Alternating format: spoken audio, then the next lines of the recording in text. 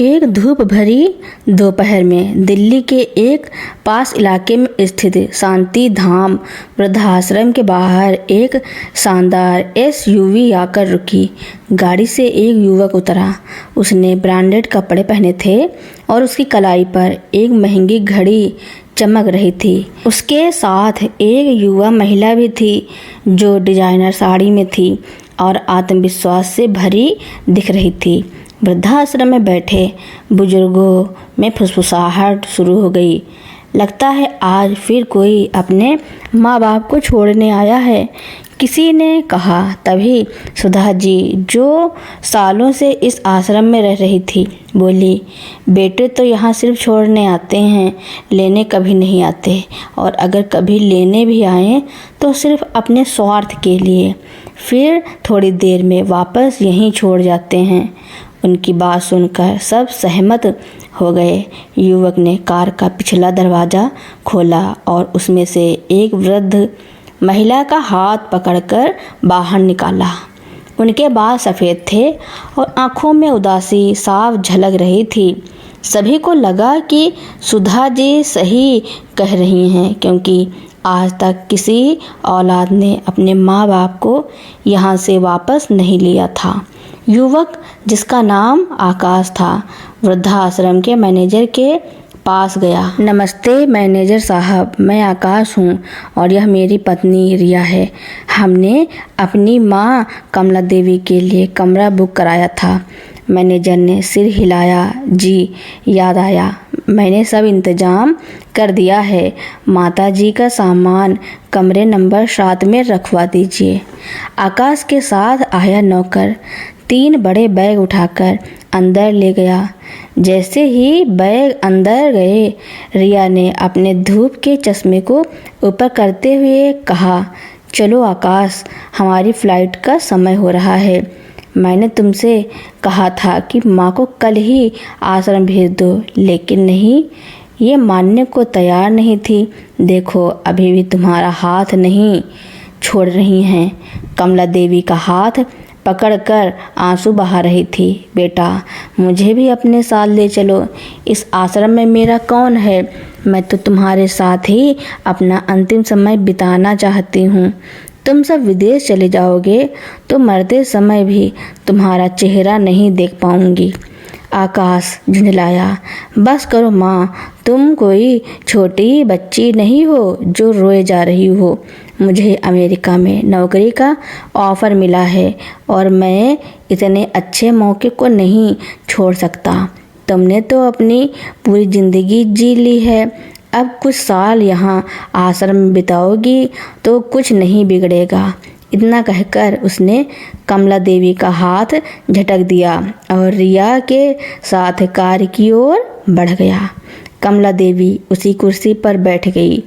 उनके बेटे और बहू ने पीछे मुड़कर भी नहीं देखा। कार स्टार्ट हुई और पलक झपकते ही गायब हो गई। कमला देवी अपनी सूनी आँखों से उन्हें जाते हुए देखती रही और अचानक ज़मीन पर गिर पड़ी। आश्रम के बाकी लोग उन्हें संभालने लगे। मैनेजर ने उन्हें पानी पिलाया और सांत्वना दी। कमला देवी मन ही मन बड़बड़ाती रही, जिसके लिए मैंने सब कुछ दांव पर लगा दिया, वही मुझे बुढ़ापे में अकेला छोड़ गया। मेरे बेटे ने मेरे साथ अच्छा नहीं किया। वे फूट फूट कर रोने लगी। 2 दिन बीत गए। कमला देवी ने कुछ भी खाया पिया नहीं था। उन्हें चक्कर आने लगे। मैनेजर ने उन्हें बेटी की तरह संभाला। धीरे धीरे कमला देवी आश्रम के अन्य बुजुर्गों से घुलने मिलने लगी। उनका स्वास्थ्य भी सुधरने लगा और स्वभाव में भी बदलाव आया। एक दिन आश्रम की एक बुजुर्ग महिला लीला काकी ने उनसे पूछा, ऐसा क्या हुआ था जो बेटा बहू तुम्हें आश्रम छोड़ गए? कमला देवी ने आंसू पोंछते हुए बताया, मेरे बेटे की विदेश में नौकरी मिली है। बहू और उसके मायके वाले लगातार उस पर विदेश जाने का दबाव डाल रहे थे। बहू ने सबको बता दिया था कि वह अपनी सास को भी साथ ले जाएगी। मैं बहुत खुश थी, लेकिन जब मैंने तैयारी शुरू की तो बहू ने मुझसे कहा कि वे मुझे विदेश नहीं ले जा रहे हैं। उन्होंने मेरे लिए यहाँ आश्रम में रहने का इंतजाम कर दिया था। कमला देवी की आवाज़ भर्रा गई।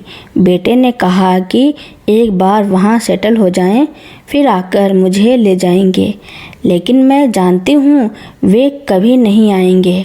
कमला देवी की आवाज़ सुनकर सभी बुजुर्गों की आंखें नम हो गईं।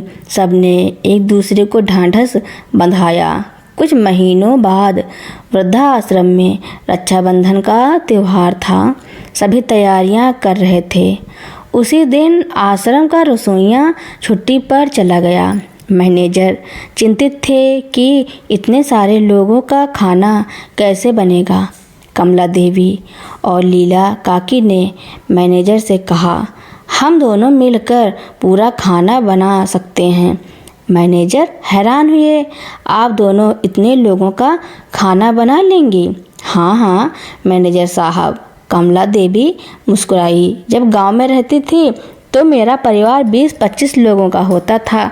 हम मिलकर खाना बनाते थे। यहाँ तो आश्रम में इतने सारे लोग हैं, थोड़ी मदद करेंगे तो सब हो जाएगा। 3-4 घंटे में दोनों ने मिलकर स्वादिष्ट खाना तैयार कर दिया। मैनेजर और सभी बुजुर्ग उनकी पाक कला की तारीफ करते नहीं थके।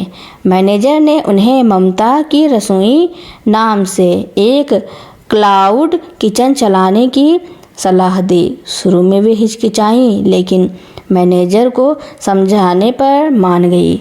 आश्रम की कुछ और महिलाएं भी उनका सहयोग करने लगी। धीरे धीरे ममता की रसोई इतनी मशहूर हो गई कि लोग दूर दूर से खाना ऑर्डर करने लगे। कमला देवी और लीला काकी खूब पैसे कमाने लगी। अब उनके पास पैसों की कोई कमी नहीं थी। 2 साल आश्रम में रहते हुए उनका जीवन पूरी तरह बदल गया था। एक दिन अचानक कमला देवी के बेटे आकाश और बहू रिया आश्रम में आ गए। वे मैनेजर से अपनी मां से मिलने की इच्छा जताई। कमला देवी और लीला काकी यह सुनकर चौंक गई। उन्हें गुस्सा भी आया। आकाश और रिया के चेहरे लटके हुए थे। उनकी हालत पहले जैसी नहीं थी। जैसे ही कमला देवी उनके पास गई, आकाश बोला, माँ मुझे माफ़ कर दो, हमारे साथ घर वापस चलो। कमला देवी हैरान थी। क्यों बेटा, तुम तो विदेश गए थे अपना भविष्य बनाने। आकाश ने बताया, माँ विदेश में सब कुछ ठीक था, लेकिन फिर मेरी नौकरी चली गई। मैंने बिजनेस में हाथ आजमाया, लेकिन सारा पैसा डूब गया। हमारे पास 1 महीने रुकने का भी पैसा नहीं था, तो हमने किसी तरह टिकट कराकर इंडिया वापस आने का फैसला किया। अब हम यहीं रहकर नई शुरुआत करेंगे। तुम्हें हमारी ज़रूरत है, खासकर जब रिया माँ बनने वाली है। कमला देवी मुस्कुराई, एक ऐसी मुस्कान जिसमें कड़वाहट थी। तो तुम अपनी माँ को लेने नहीं, बल्कि अपने होने वाले बच्चे के लिए एक आया लेने आए हो। और किस घर की बात कर रहे हो? जिस घर को तुम छोड़कर गए थे, उस घर को बेचकर मैंने वृद्धाश्रम में ही 4 कमरे और बनवा लिए। तुम्हारे जैसे नालायक बच्चों की वजह से कमरों की कमी पड़ रही थी, इसीलिए मैंने घर बेचकर पैसे आश्रम को दान कर दिए। आकाश और रिया को गुस्सा आया, लेकिन वे चुप रहे, क्योंकि उन्हें पता था कि कमला देवी के पास अब बहुत पैसा है। उन्होंने फिर से घड़ियाली आंसू बहाते हुए कहा, माँ तुम्हारे पास इतने सारे पैसे हैं, उनका क्या करोगी? हमारे साथ घर चलो, मैं उन पैसों से नया बिजनेस शुरू करूँगा। कमला देवी को उनकी नीयत समझने में एक पल भी नहीं लगा। उन्होंने आकाश के गाल पर एक जोरदार थप्पड़ मारा। निकल जाओ आश्रम से, मैं तुम्हें 1 फूटी कौड़ी भी नहीं दूंगी। जितना भी पैसा होगा इसी वृद्धा आश्रम में लगाऊंगी। तुम्हारे जैसे स्वार्थी औलाद को 1 पैसा देना भी मंजूर नहीं है। रिया ने अपना गाल पकड़ा और गुस्से से बोली, तुम्हारी हिम्मत कैसे हुई मेरे पति को थप्पड़ मारने की।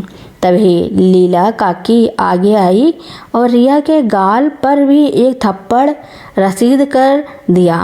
रिया अपनी माँ को देखकर हक्की बक्की रह गई। माँ, तुम यहाँ कैसे? लीला काकी ने कहा। जिस तरह से तुमने अपनी सास को वृद्धाश्रम में छोड़ा है, उसी तरह मेरे बेटे बहू ने भी मुझे यहाँ छोड़ दिया।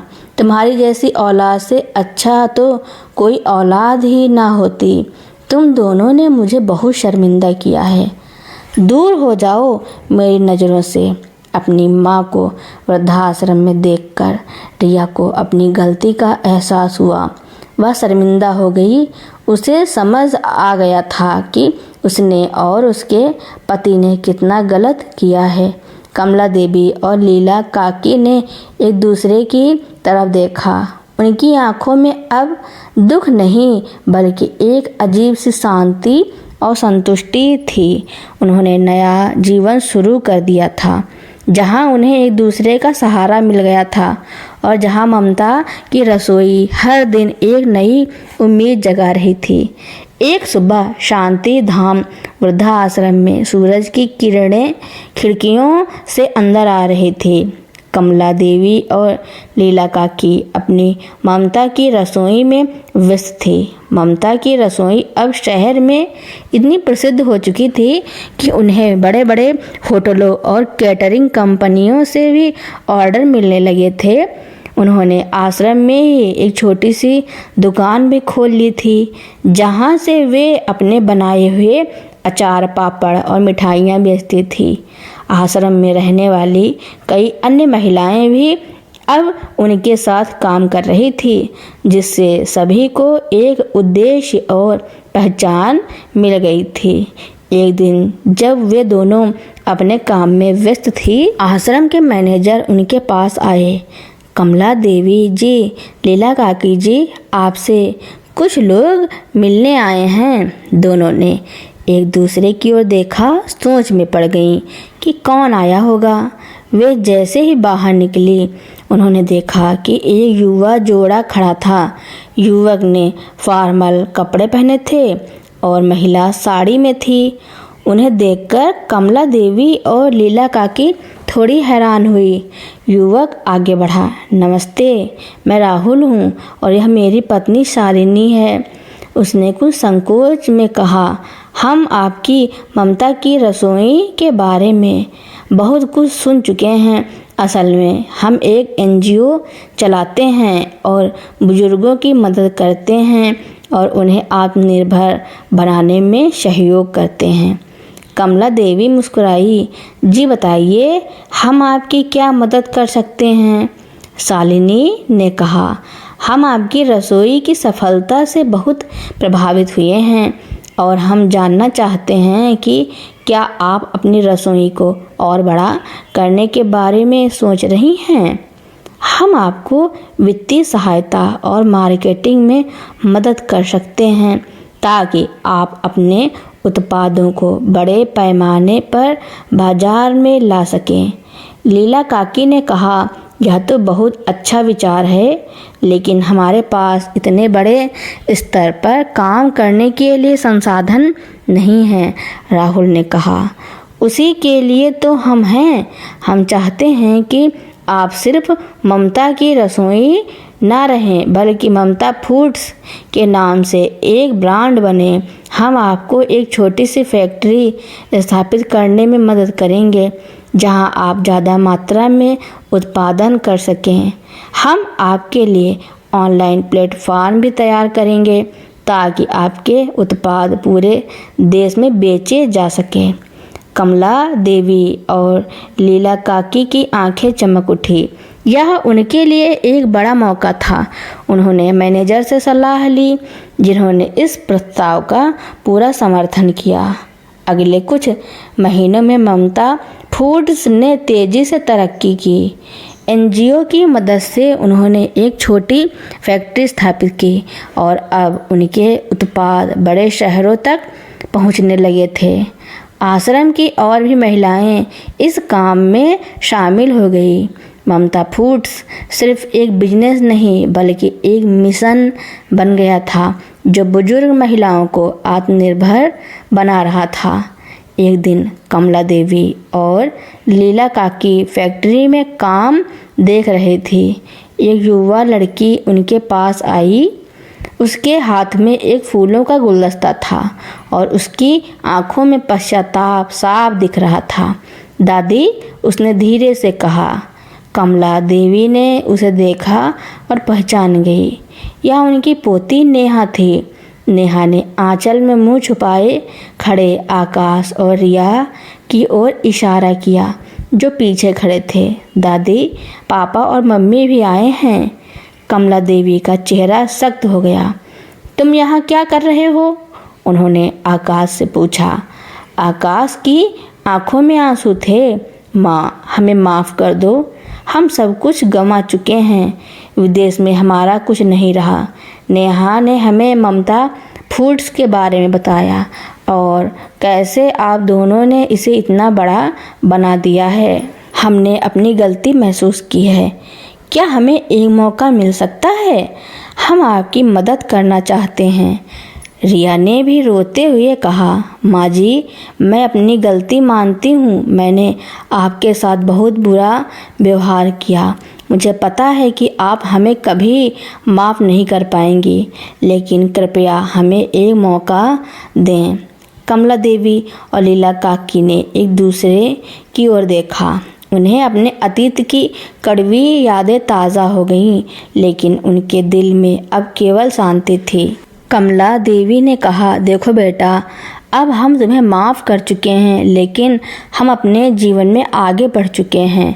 ममता फूड्स हमारी पहचान है और हम इसे जो छोड़ने वाले नहीं हैं। अगर तुम हमारी मदद करना चाहते हो तो तुम यहाँ हमारे साथ काम कर सकते हो, लेकिन अब यह तुम्हारा घर नहीं, यह हमारा कर्म क्षेत्र है। तुम्हें यहाँ उसी तरह काम करना होगा जैसे कोई और करता है।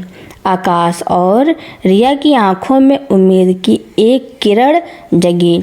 उन्होंने तुरंत हाँ कर दी। वे जानते थे कि उन्हें अपनी गलतियों का प्रायश्चित करना होगा।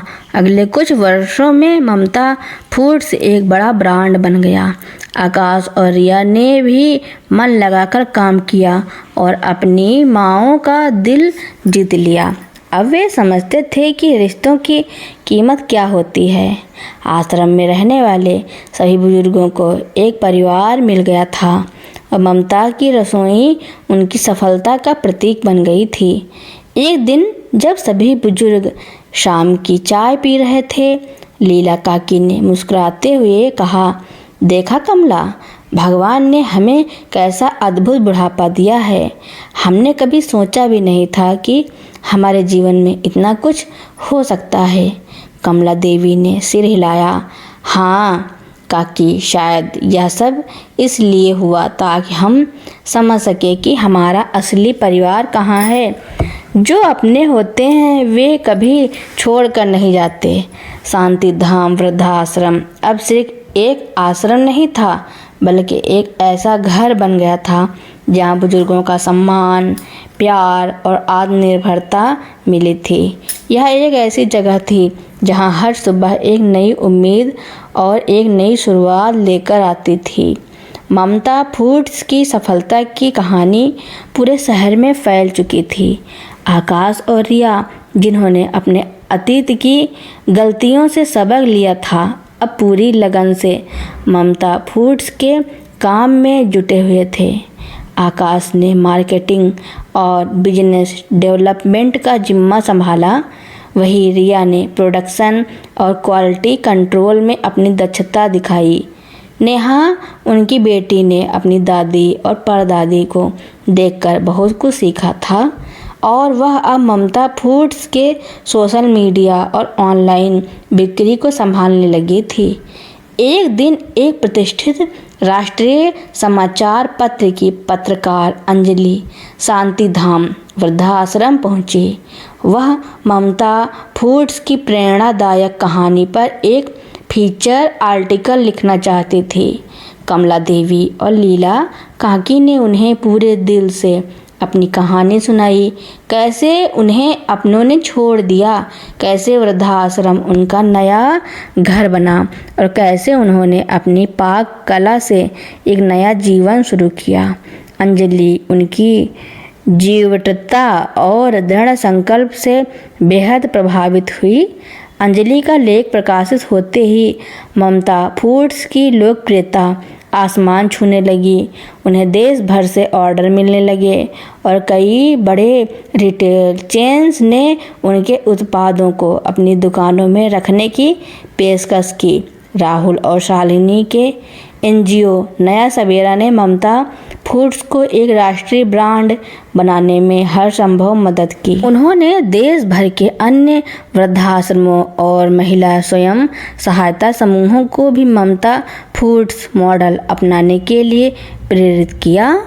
ममता फूड्स सिर्फ एक बिजनेस नहीं रहा, बल्कि यह एक सामाजिक आंदोलन बन गया। इसने समाज में बुजुर्गों के प्रति लोगों की सोच को बदलना शुरू कर दिया। अब कई लोग अपने बुजुर्ग माता पिता को वृद्धाश्रम में छोड़ने के बजाय उन्हें घर पर रहकर ममता फूड्स जैसे उपक्रमों में शामिल होने के लिए प्रोत्साहित करने लगे। सरकार ने भी इस मॉडल को सराहा और बुजुर्गों को आत्मनिर्भर बनाने के लिए विशेष योजनाएं शुरू की। कमला देवी और लीला काकी अब अक्सर टीवी चैनलों और मंचों पर अपनी कहानी साझा करती थी। वे लोगों को यह बताती थी कि कैसे बुढ़ापा एक बोझ नहीं बल्कि एक नया अवसर होता है। उनकी बातों में अनुभव, ज्ञान और अदम्य साहस झलकता था। वे अपनी सादगी और मुस्कान से लाखों लोगों को प्रेरित करते थे। एक सार्वजनिक समारोह में जहां उन्हें वर्ष की सबसे प्रेरणादायक महिला उद्यमी का पुरस्कार दिया जा रहा था, कमला देवी ने मंच से कहा, आज हम यहाँ खड़े हैं यह सिर्फ हमारी मेहनत नहीं बल्कि उन सभी लोगों का आशीर्वाद है जिन्होंने हमें छोड़ा और उन सभी का समर्थन है जिन्होंने हमें अपनाया।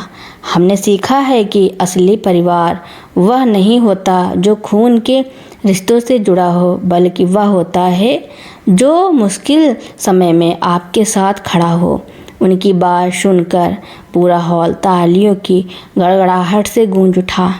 आकाश और रिया भी दर्शकों में बैठे अपनी मां की इस सफलता पर गर्व महसूस कर रहे थे। उन्होंने महसूस किया कि उन्होंने अपनी मां को छोड़कर कितनी बड़ी गलती की थी, लेकिन साथ ही उन्हें यह भी पता था कि उन्हें अपनी मां को फिर से पाकर कितना सौभाग्य मिला है। ममता फूड्स का साम्राज्य बढ़ता रहा। उन्होंने देश के विभिन्न हिस्सों में अपनी शाखाएं खोली और कई बुजुर्गों को रोजगार दिया। शांति धाम वृद्धाश्रम अब केवल एक आश्रम नहीं था, बल्कि एक नव जागरण का केंद्र बन गया था, जहां बुजुर्गों को सम्मान, आत्मनिर्भरता और एक परिवार का वर्थ मिलता था। कमला देवी और लीला काकी ने कभी नहीं सोचा था कि उनका जीवन इस तरह का मोड़ लेगा। उन्होंने हर चुनौती को एक अवसर में बदल दिया था। उनकी कहानी ने यह साबित कर दिया कि उम्र सिर्फ एक संख्या है और दृढ़ इच्छा शक्ति से कोई भी अपने जीवन को फिर से शुरू कर सकता है और दूसरों के लिए प्रेरणा बन सकता है। तो दोस्तों, मेरी कहानी सुनने के लिए आपका बहुत बहुत धन्यवाद। ऐसी ही कहानियाँ सुनने के लिए मेरे चैनल को लाइक, कमेंट, शेयर, सब्सक्राइब एवं बेल आइकन का बटन दबाना ना भूलना, ताकि मेरी नई नई कहानियाँ आप तक पहले ही पहुँचती रहें। Thank you for watching.